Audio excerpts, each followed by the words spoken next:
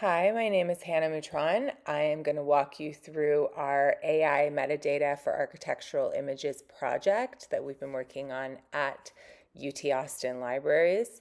The team consists of myself, Devin Murphy, Karina Sanchez, Katie Pierce-Meyer, Caitlin Young, Josh Conrad, and Aaron Choate. This is one of the test images we've been using in the project. It comes from the Alfred Zucker collection at the Alexander Architectural Archive. Alfred Zucker was a German-American architect, and this drawing shows plans for a private residence on East 61st Street in New York City. From that image, we generated all of the metadata you see here on the HTML review site. This review site is the human-in-the-loop portion of the pipeline where archivists can review and edit the generated metadata.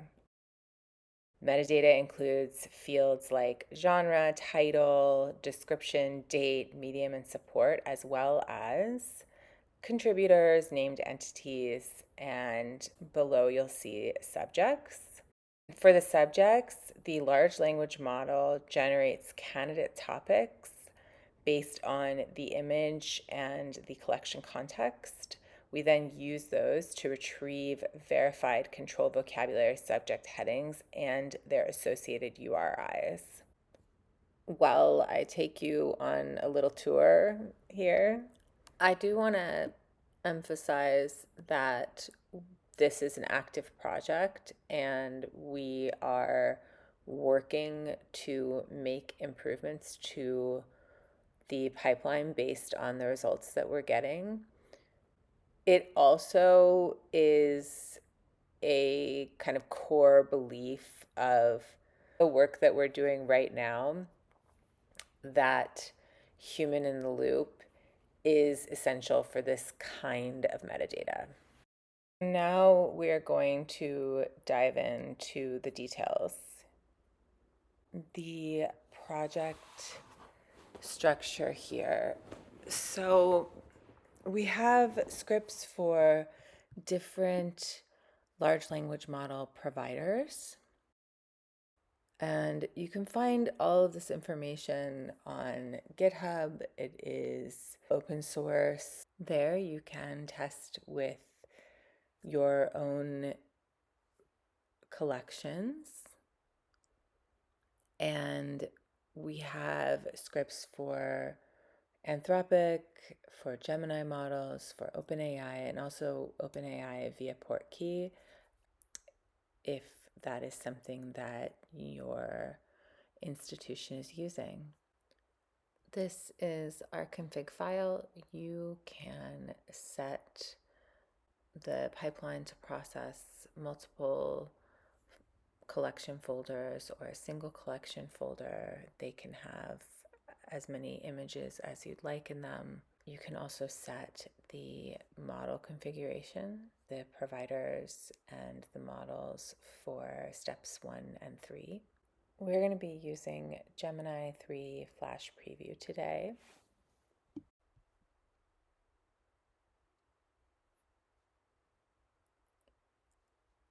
This is the folder we're going to process today. And this is the collection context, which is taken from the finding aid. Just a bit of information about the collection. This is the drawing. It's likely a courthouse. You can see that there's not much writing on there. Each of the drawings has its own unique challenges. When I run this script, it will create a folder in the output folders for the generated metadata. In step 1, we send our collection context and the image, and it will loop through each image in the folder. It sends the image plus the context plus our prompt. And here we have our prompts. You can edit these for your own needs and based on your own results. It's very important that the LLM has instructions on what to do in cases where it is uncertain. In step 2, we query controlled vocabularies. So in step 1, one of the things that we ask for, in addition to, title, description, contributor information, one of the things that we ask for is subjects. We use those subjects in keyword searches for controlled vocabulary APIs. And in the third step, we're going to have an LLM take the results of our vocabulary search plus the description from the step 1 metadata, and we're going to have it choose the best control vocabulary terms based on what it knows. In our case, we're using Library of Congress subject headings, FAST, Getty, AAT, and TGN. But whatever controlled vocabulary you would use, I think the basic process would be similar. And of course, in our prompting, we do give a lot of instructions on how to select terms, what to prioritize, what to avoid, keeping in mind sort of common pitfalls that we've seen over time.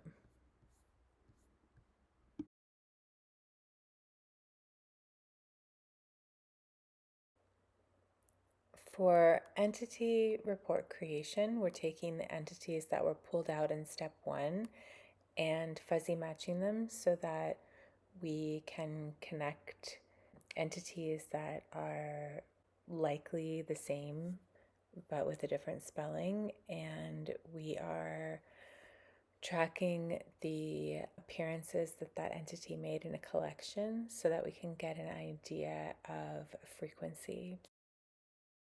Now, I want to show you some of the logs that we created when we ran this run script. We have the full responses from step 1. So this is the initial metadata that we asked for. This is a usage log. We have vocabulary API response logs. There's a 3-term limit. The 3-term limit is per vocabulary. So for each keyword, potentially we could have up to 12 vocabulary terms returned.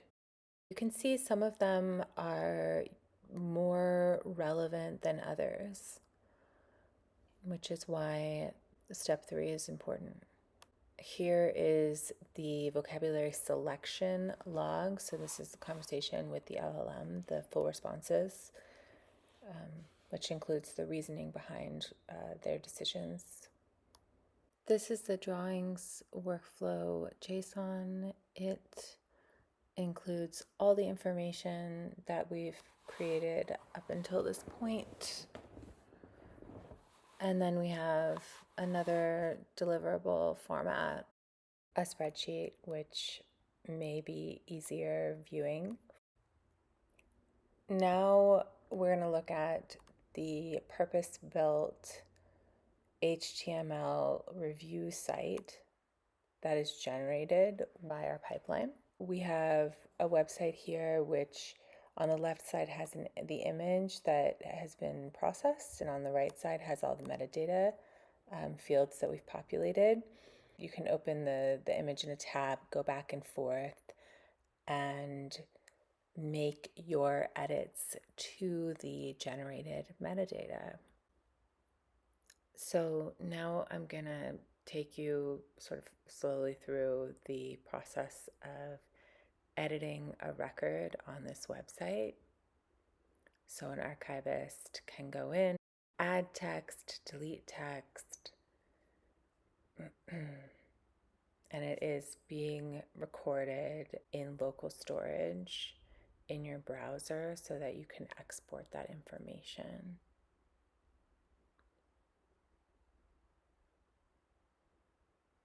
So I'm just taking out all the references to a wash, to a colored wash.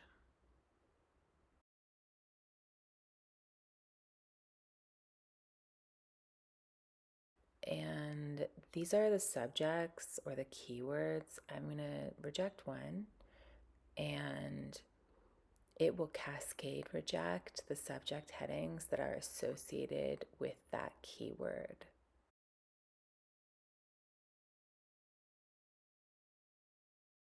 Let's just reject some of the subject headings themselves, and we will add some of the headings that were returned by our search in step 2, but that the LLM didn't choose in step 3.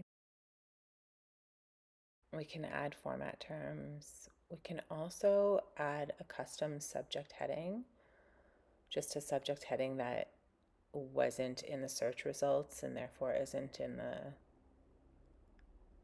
final metadata either. And we can fill in a note.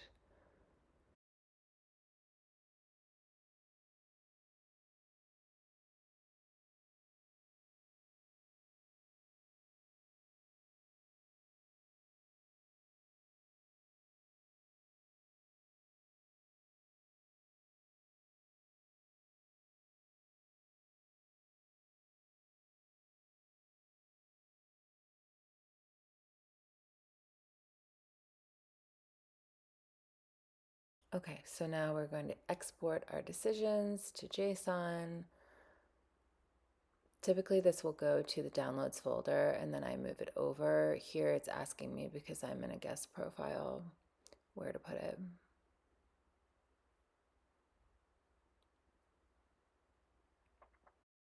And I'm saving it in the exports folder within the results folder.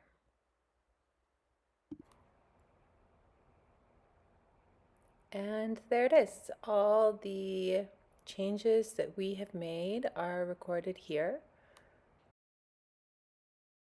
You can see the original and the edited value and subject headings that have been approved or rejected.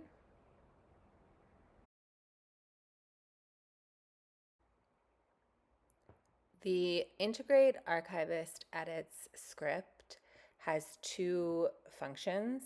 The primary function is to take the changes that are in the exported changes JSON file and use those to edit the deliverables.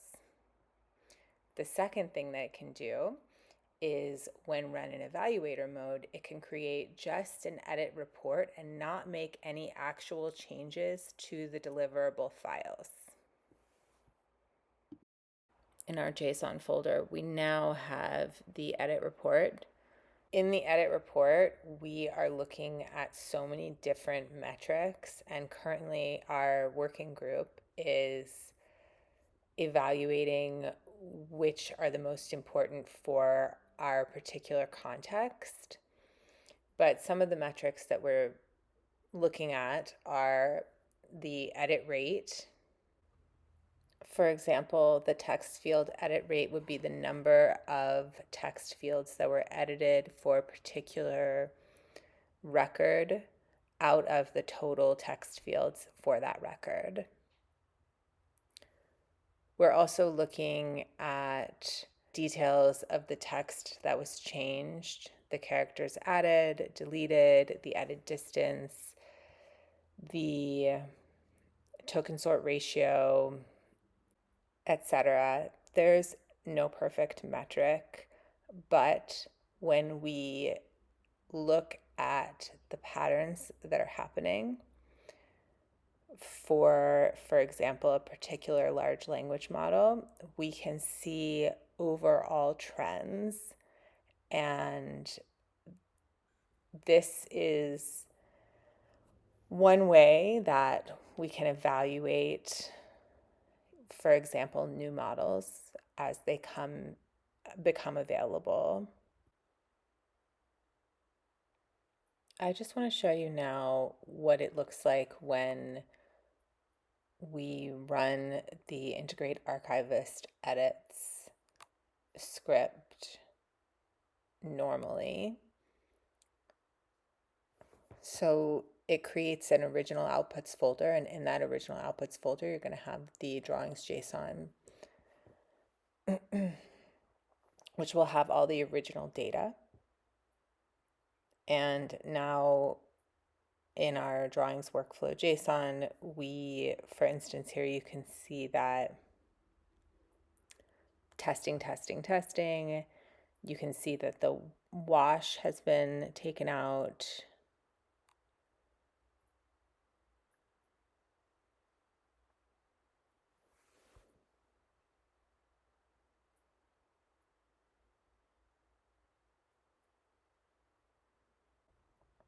And here is the custom term that we added.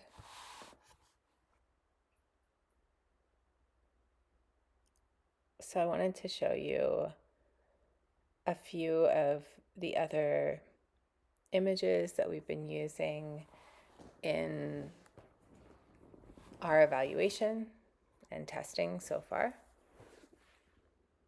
We're using 4 different collections. Here we have Alfred Zucker.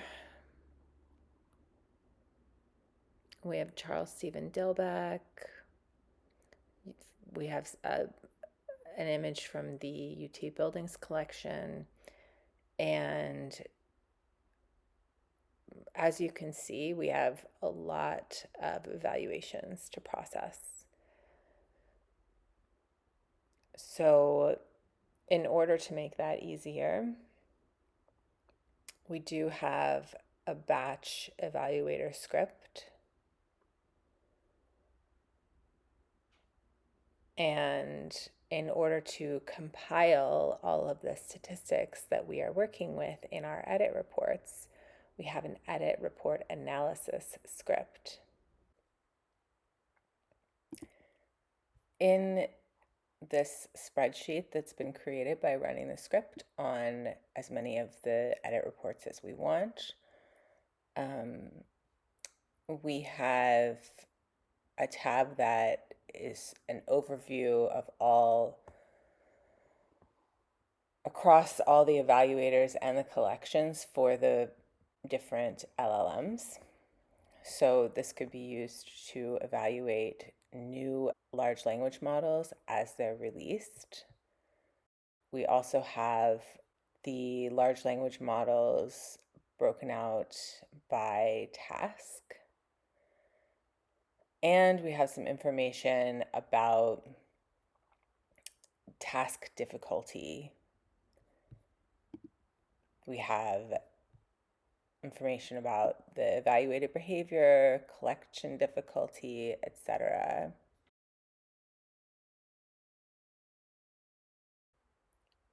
Really, the important thing to note here is that a ground truth data set with this sort of metadata, this archival metadata, is not possible because it's interpretive. Every time it's going to be slightly different, and there's no single correct answer.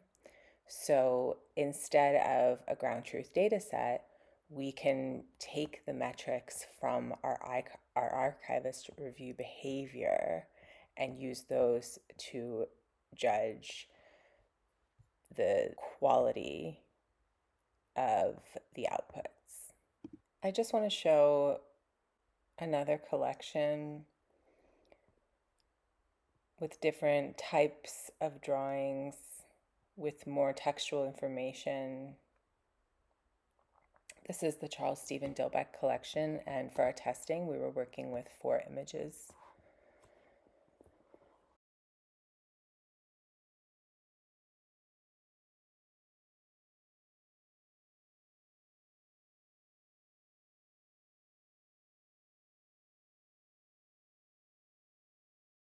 And as you can see, because there's more textual information, there are more, named entities, contributors, geographic entities that can be pulled out.